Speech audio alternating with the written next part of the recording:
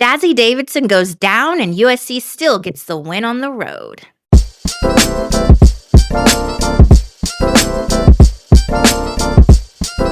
Yep, USC gets their first win on the road. Like that. Congratulations. I like that. I like that. And Yeah. Nebraska, their first loss of the season. But also, Jazzy Davidson, injury in the third quarter, went Yeah. down. Ironically, because I'm into numbers and angel numbers, she went down in the third quarter with 3 minutes and 33 seconds left to go. I put 30 seconds on the shot clock, but that's a reset. But I just thought that was interesting. Third quarter, Well, 3 minutes, yeah, seconds left. but she was putting in work, and she's been putting in work, all season. So, and she's a freshman. Remember, her body might not be used to this level of intensity. So, I'm I not know. My surprised. point is, those are sorry. If my dad's not into angel numbers, doesn't get the point I'm making. It's I a don't. very cosmic situation. Look up 333. If you need to hear that, that's just a little spiritual stuff I've inserted in the podcast. Thank you so Okay. much for entertaining me. I know nothing about that, so I appreciate the education. Thank you Yeah, much. that's all the point I was making. By the way, this is Club Hoops Podcast, a father-daughter podcast. I'm Natalie, the millennial daughter, I'm Gregory, the boomer dad. which is very clear in that conversation that just Yeah. happened I know about nothing about angel these numbers. angel numbers. Are there double numbers as well? I mean, No. Well, some people think 666, but I well, don't believe in that. I do not give that power. I don't okay. receive I that. just gotta ask. I'm only into the positivity. That's it. Thank you. That works. That And speaking works. of positivity, USC, good win for them. You know what? This might have been another, I always call it a bet, but trap bet is really what it's called. This might have been a trap bet because Nebraska was predicted to win by 3.5 points, Wow. even Wow. though they're ranked 20 They went 20. and They're ranked 20th. 20 and USC's ranked 17. I think how you would probably come to that conclusion if you look at how they rank. For example, Nebraska ranks higher in points per game. They rank 53rd in points allowed versus USC's 27. Yep. USC's ranked for 51 in assists. Nebraska's ranked 7th. So that's probably how they came to the conclusion that Nebraska was going to win 3.5 points. By the way, Nebraska averages 89.6 points a game, and tonight they only scored 66. So shout out to USC's defense. Also, that 3 points, that's a slim margin, right? So they got the 3 points because they were at home. Yeah. That's the other, when you handicap games, you do look at where they're playing and, if they're at home or away, so that handicapping is probably about right. If you look at their average scoring and you look at the at home factor, then yeah, I can see that coming out of Vegas. Okay. Um. So, Dad, Greg, Mr. Franklin, Lieutenant Colonel Franklin, All those uh, names. all your All those, aliases. yeah, yeah. Todd Cranes. What did you see in this game that you liked, or anything that stood out to you? For USC to have not been winning on the road, they came Mhm. out with the intensity of we're going to win this game, because remember they had a 16-point lead at one time. Yes. I think that, and I'm still impressed with Nebraska, by the way. I think when they in the fourth quarter, when they went man to man in the fourth and sort of slowed things down, caught back up. I still think their defense is really good and their offense clicked. It just clicked too late. But what I did see in this game that is somewhat notable, and I know I've been giving Coach Gottlieb a little bit of a hard time the last couple times we talked about them. I saw a team win a game. I didn't Mhm. see one or two folks win a game on the USC side. I saw a team. I saw, Kennedy Smith, London Jones, uh, even Jazzy when she was in, I saw a team win a game, Yeah. which had to be refreshing to the USC faithful, because they've been trying to, and they have found that star, which is Jazzy. But you see what happens when she goes down. They're now you see what happens when she goes down. The team comes to the rescue. On the Nebraska side, on the Nebraska side, what's notable, and this is, I've only seen Nebraska a couple times.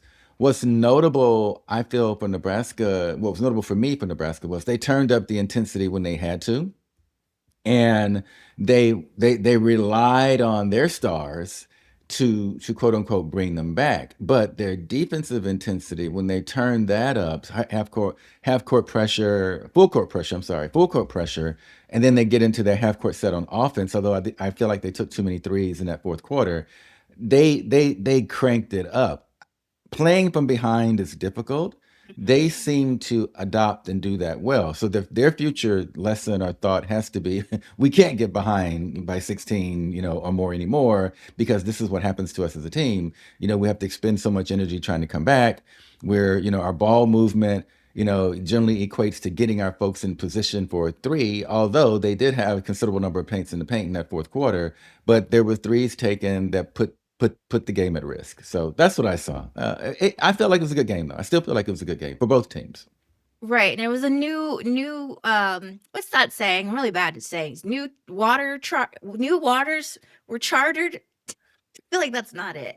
They Well, were new territory. Is that how okay, we can okay, say okay. this? Yeah, yeah, yeah, Basically, what yeah, I'm trying to say is they have never had a game this season where they were behind going into the fourth quarter.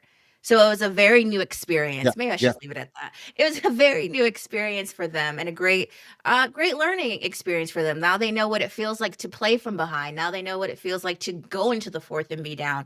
I think they gave it a great effort to come back. They just couldn't get over a hump. And I do hats off to USC. They did have 4 players in double digits. To your point, it really was a team effort. Jazzy had 17. She also had 3 blocks or something like that. Sorry, it's not in front of me. But I think Jazzy did enough work for the team to say, you guys got it from here, right? Everyone was playing with some. I think in the second half, especially, USC came out with better energy. They really kicked up their energy on defense and their energy on offense. I think what I noted about Nebraska is they have one player over there, and that is Britt Prince. If Britt Prince is not really clicking, the whole thing doesn't work. I think they worked really hard to get her the ball. She finished the game with 18, but you had 2 other players that had 10, and that was pretty much it. So they didn't really have anything going on offense. In fact, I think in the first quarter, all their points came from the free throw line because USC was having a fouling fit, if you will. And I think also what's good about Nebraska is they make free throws. That's part of the reason they probably were in this game and got them back in this game is they're really good at making free throws. So I can compliment them on that. Their points in the paint, I think you mentioned this, there was 44-28 USC. So that's where they were at a disadvantage. And then they got out rebounded 38-25. Yeah. I just think they might have been outsized in this game. The USC compared to them have a lot of length. Jazzy, she's a lengthy, lengthy point guard to Yeah. begin with. Yeah. I think we saw in the third quarter they put someone a little taller on her. And that slowed it down a bit. But again, like you said, they had a lot of work to do going to the fourth quarter, and they just ran out of time. It'd have been nice to take more advantage of those Jazzy Davidson-less minutes. But to your point, everybody was playing well for USC today and playing really good defense. I think they peeped that Nebraska doesn't have a lot of ball handlers. Yeah. Britt Prince. They're always looking for her to give her the ball. They don't have strong dribblers. And I think once USC figured that out, they really got really good trapping and swarming whoever Yeah. had the ball. And whoever had the ball in Nebraska, unless it was Britt Prince, panicked or they were forcing important turnovers. I will say the one thing about Nebraska I have a question about. They have a player, Haley Weaver, who is a starter, yet she played 13 minutes. Why I'm pointing her out is she leads the team in steals. I'm just looking at my notes to make sure that's right. Yeah, she leads the team on the defensive end with steals, averaging 1.6 per game. There was a time where she got subbed in, I believe when there was 30, maybe 40 seconds left in the third quarter, and she came in and immediately got 2 steals. Immediately, back to back. We never saw her again. She got subbed out because they were going for offense in the last seconds, understandable, but she never got put back in. And it's just an interesting choice. She's a starter and she leads your team in steals. We saw her have some great defensive stops, 2 in a row back to back. Why wasn't she put back in this game? Because part of the problem too, the reason Nebraska lost this game is they weren't defending the perimeter that well. Yes, Right, points in the right, paint obviously were a right, problem, right. but you let what's her name? London Jones? London London Jones. Jones. She Yep, had three pointers, yep. right? She had some good looks at the basket, and I think other people did too. So I just found that to be an interesting decision, and maybe that will get addressed in like a post game interview. Because if you have a player that leads and steals on the bench, you need defense to get your offense going because Nebraska also does better when they're kind of running, getting Yep, downhill. They yep, don't yep. really work well, especially when they're being undersized in this half court situation. So I just noted that and I kind of was like, why are you guys doing that? Why isn't Haley Weaver in 13 So, minutes? She's only playing 13 minutes. well, it's six in one hand, half dozen in the other, as they say, another saying for you to grab hold of. Oh, In write that it down. first half, Jazzy was setting up London for the three. Jazzy was her assist numbers were up in the first half. So the question, and now that I'm down by 16, I mean I have to pick and choose. Do I want to rely on my defense to generate offense? Or Yep. do I want to go out here and go man to man and run, like you said, Nebraska loves to run, and run USC, particularly now that their best player is out. So, I mean, Kennedy Smith controlled, she controlled the paint, okay? She had a significant number of assists as well. So, and so I don't look at Nebraska in a funny kind of way because they chose to leave one of their better defensive players on the bench. I think the coach made a decision. We're going to attack, attack, attack, attack.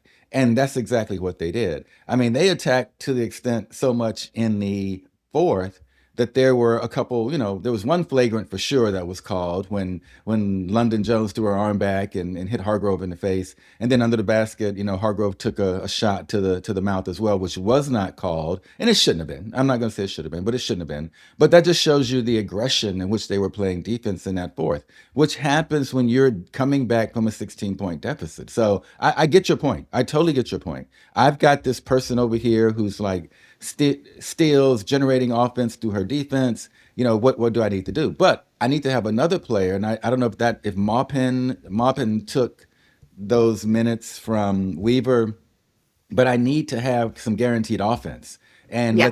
let's let the defense happen when it happens. And I got a better chance of letting my defensive flow happen because their best player, score wise, assist wise, and to a certain extent defensive wise, has just been carted off to the locker room. So Right. anyway, And that's just my thoughts. let's talk about that Jazzy Davidson injury. She clearly was experiencing cramps. Yeah, Uh calf cramps, calf spasms, however you want to play it. So when she went down the third, I kind of was like, she's done. Because if you ever had a calf cramp or a calf spasm, yeah, that's actually, in my opinion, worse than a sprained ankle. At least a sprained ankle, you get taped up, maybe tie your shoe a little bit tighter, play through a little bit of pain. But a cramp in the calf, you can't you can still feel it, first of all. Like you yeah, can still kind of feel the soreness, but there's always this risk. You can feel your legs start to cramp again. Like it's gonna happen again. And that's exactly what happened when they tried to yeah, put her back in the fourth. I almost think she got a new cramp. Like yeah. the one in the In the ham, hamstring in the felt like, hammy, yeah. in the Yeah, hammy. and those are very it's almost compared to not as pain-wise, I won't say it's compared to, but annoyance-wise, it's comparable to a groin injury. Like, Yeah, it's one of those you just have to kinda sit out, massage, rub it down, maybe eat a banana for potassium, drink your water, hot pad, cold pad, yeah, like, you yeah, really just have to, like, yeah, this is what it is. Because I used to get really bad spasms and cramps too, and it's very annoying because you feel like you're fine, right? The rest of the body's fine, like, "Let's go," but your calf or your hamstring will not allow you to make any type of moves because it's like, "We're gonna cramp again, so yeah, go sit down." And yeah, like I said, I think Jazzy and her whole team did enough work in that third quarter that they didn't need to like rush her back in or get her back in at all costs. I get it. She's your best player. You want her in there to secure the win, but I don't think she should have came back in the game the second time, and now she has a hamstring cramp. Um, and I didn't like that decision. But again, she might have told the medical staff, "I'm good to go. Let's go. Put me back in." But I just didn't think they need to do that. So I hope she'll be okay by the time the next game comes. Again, I think if she needs to sit out a game or two, I think that's okay too. I don't think they have. I haven't looked at their schedule, but I don't think they're playing. No shade to anybody, but I don't think they're playing any like top seed, top competition, nor do I think any of the next couple games are going to decide anything. So Jazzy, just take that time to get healthy, because like you said, when I was trying to point out angel numbers, she is only a freshman, and she is still getting used to the speed, the pace, and the amount of minutes she gets. Right. And she's got a lot on her plate, as we always say when we talk about USC and Jazzy Davidson. So I think a game or two off for her might do the body good for sure. Yeah, and you don't and look. Here's the deal with freshmen too. They don't know what they don't know, right? I mean, Yeah. their bodies haven't been pushed, to in a way that is being pushed in D1 basketball. I Yeah. mean, probably. I think she go to Sierra Canyon. I think she came out of Sierra Canyon. I can't remember, Mhm, but mhm. but high school she probably had her way. You know what I mean? She Yeah. had her way with other teams, and so she probably wasn't, particularly her senior year. She probably wasn't pushed. And so again, she's learning this D1 experience of things she needs to do or shouldn't do. Do I hydrate more, like three times more now that I'm playing D1? Do I drink a cup of salt water, before the game Get my start? magnesium up. Yeah. Exactly. So she's learning. The training staff, I'm sure, are being helpful as well. So I think in regards to the cramping and all that, sometimes some people cramp on the natural, but I think she's learning of some pregame stuff that she needs to do, particularly, in these tough games against ranked teams where they're going to run and they're going to run at you. I think she'll be back. I think she, will be back for the next game, even though it may not be a huge competitor. But I think she'll be back for that next game. Well, first of all, people do cramp on the regular. I lay in my bed and my foot just cramps. However, I do not have to play UCLA on January 3rd, so I stand Thank you. corrected. USC will have to Thank play you. UCLA on January 3rd. Sorry, Jazzy, you're playing. Yeah. Get some rest, get in the whirlpool. Like my dad said, drink some salt water, eat the bananas. I think Well, Powerade has a good amount of electrolytes and potassium in it too. Sorry, girl, you got to play. It's January 3rd, which is Saturday. They're playing UCLA. That's a big game. That's a big rivalry game. Although, again, Juju's not playing. But it's one of those games where LA pulls up. Everyone in yep. LA pulls Yep. up for that Yep. game. Yep. And Don't then, know. She'll be, again. My confidence in the training staff, particularly these days, because they know. I think they'll have her ready. I'm just trying to give my babe a break. I'm trying to give the baby a break where I Look, can. And it won't be coming on Saturday. Sorry. look. Suit up. Look. Tie Like the like like shoes tight. it's like Allen Iverson says. He can take a break in practice. She can take a break in practice, but in these games, she needs to be out there. Particularly that Yeah, one. She needs to be out there. I agree. She does need to be out. Since we don't have Juju, I need the Jazzy. You gotta play. Sorry, Beds. So yeah, congratulations to USC for getting it done. Nebraska, again, a great measuring stick game for them. Yeah, I mean, it was some good competitive basketball we were treated to.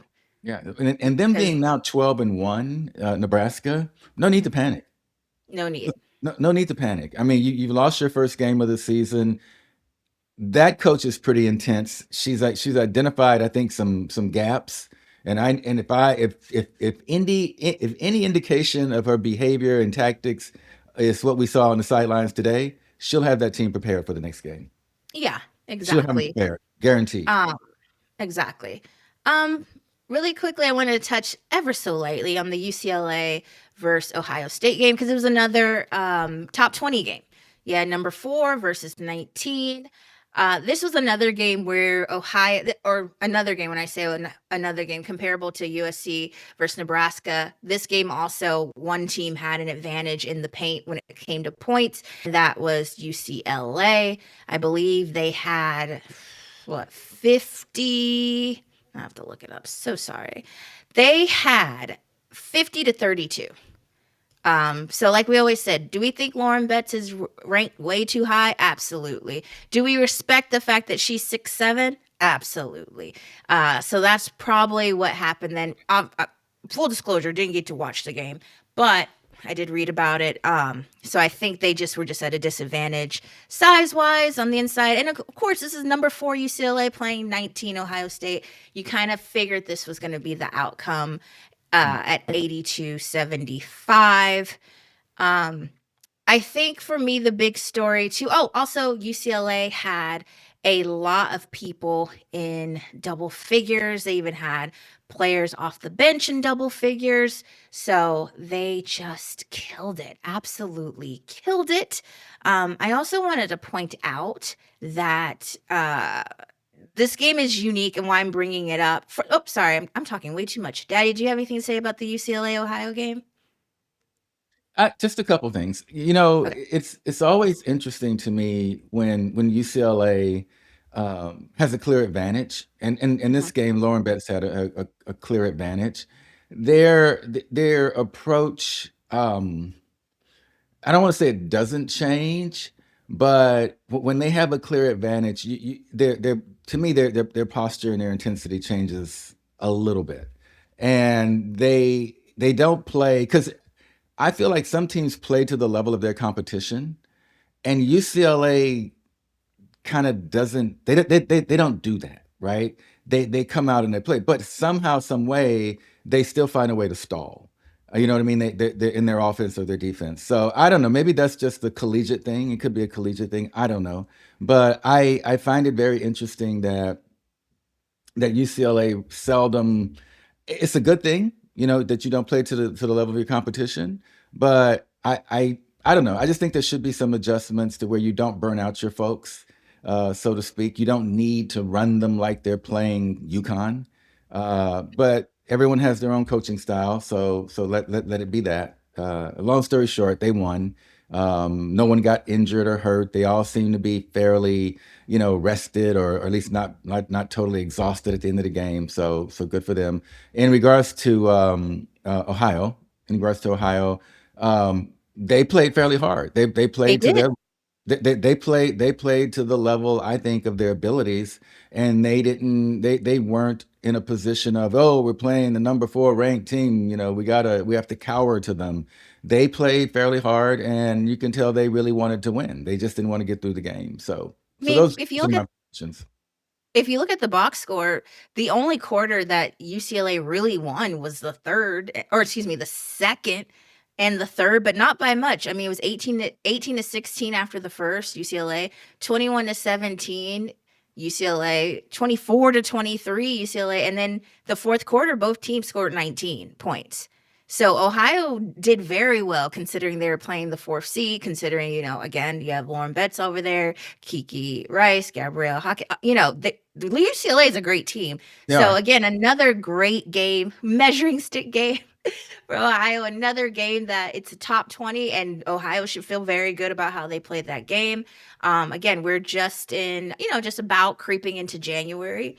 So again, all good stuff. I did want to point out that there was a thing online on Twitter. I guess the coach of the UCLA, Cori Close, said that one media person who was in LA, wasn't even in Ohio. He was calling in to ask questions. Only one media member talked to her after the game, and she said she didn't mind if she printed all that, but most people are asking the question, like, has women's college basketball fallen off? It had such a high with the Camila Cardoso, the Angel Reese, the Caitlin Clark, the Paige of it all, right? So now people are like, has the media fallen off from college basketball? Has college basketball decreased in interest? I don't think so personally. I just think we're in this weird time. First of all, it's the holidays. Everyone's Mhm, on holiday mhm. break. The student staff for paper, you're on holiday break. But I also think that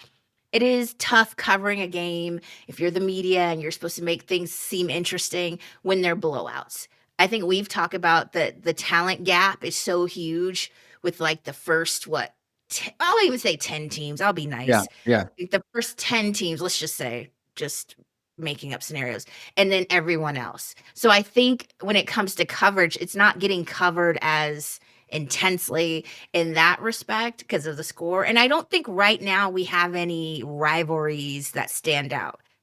I don't know. Do you think there are any like, Well, look, UConn's back to being really good? I mean, like, what are we really talking about? What can we sensationalize is really the question. well, see, this is what the media is a funny animal. You know, Yeah. the media is looking for sensation, and a basketball fan is looking for good basketball. I Yeah. mean, we're looking to watch for good basketball being played, and the media's definition of good basketball being played is a rivalry, sensation. This coach hates this coach. Some personal stuff going on. But for basketball fans, even though UCLA blew them out, we want to see how they play teams that are lesser than them. Yeah. Because as we know, on any given day, any given team can show up and beat you. And that's part of what I'm saying, with UCLA, they didn't have to, and maybe it's a college thing, you didn't have to blow this team out to win. You didn't have to play your starters in the way that you played them, but UCLA consistently plays the same way. I get that. I respect that. However, I know I'm UCLA's coach. I know I'm going to the college playoffs. I know I'm going to be a big team. It's almost like how the NBA now, their season, the better teams are playing for the playoffs and hopefully the championship. So you've got load management, you got all these things going on. I just think UCLA, in that regard, and maybe college. I haven't seen, I haven't checked other teams for this. They play the way they play instead of making that adjustment. And the media, on the other hand, they're like, well, I know you're gonna beat Ohio, so why should we show up? We'll just Yeah. catch it online and get the highlights and right to the highlights, or we'll send, one of our Cub reporters out to take a look. So no, I wouldn't be that concerned. I still think there's an interest in women's college basketball, and I think that what this one coach was making a note of was that we've got poor media coverage, and that's really all it is poor media coverage. It Yeah. has nothing to do with if there's a drop off in the interest. It's Yeah. it's I that agree. media behaves a certain way. Yeah. And to your point, I think Coach Cori Close said that. She said, honestly, if I'm being really blunt with you, the energy in the building was great, but having no media here at all from either team or either no AP, Associate Press, no nothing doesn't say a lot. We're the only double ranked game out today, the only one in the country, and we have no media today. No media here. You're the only one that's asked to talk to me, and credit to you, but I don't mind if you print that either. Like for the only game that Yeah, had two ranked opponents. She said, let me be clear. To not have more coverage over this particular game, disappointing, honestly. yeah, yeah. But it's the way media behaves. Yeah. It strictly has nothing to do, with the teams, the quality of those teams. It is the Or way the they fan interest, or fan interest. interest. It's the way they behave. Again, real basketball fans want to see basketball being played. Right. That's it, period. The media, again, they're looking for something to sensationalize. Right. Exactly. So like I said, UCLA, excuse me. Yeah, UCLA and USC play each other next January 3rd. Next year. I only have a few more days that I can say that. More days, dear. Next Few more year. days. Also I forgot my manners. I hope everyone had a good Christmas and hopefully gonna have a good New Year. Or birthdays if you have a birthday. If shout out to everyone who has a birthday right now. I know that's tough and it sucks because nobody cares. But happy birthday, You don't care. I'm just kidding. Okay. It's not that they don't care. It's a lot going on. Like it's really tough to have a birthday around Christmas and then the New Year's, like, you kind of get put on the back burner a bit versus like an August birthday where nothing's going on. So happy birthday if you're in that situation. Happy birthday. Remember to like and subscribe.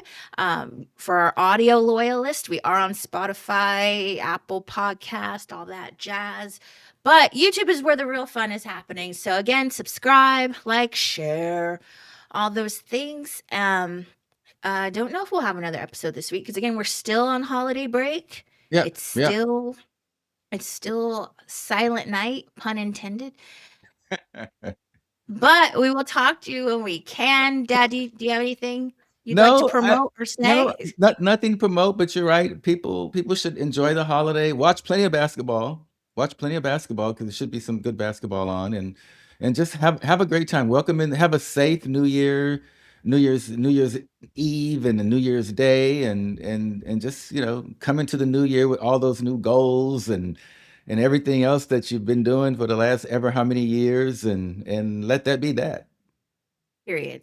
Alrighty, we'll talk to you guys later. Maybe next year. Who knows? All right. Bye. Bye.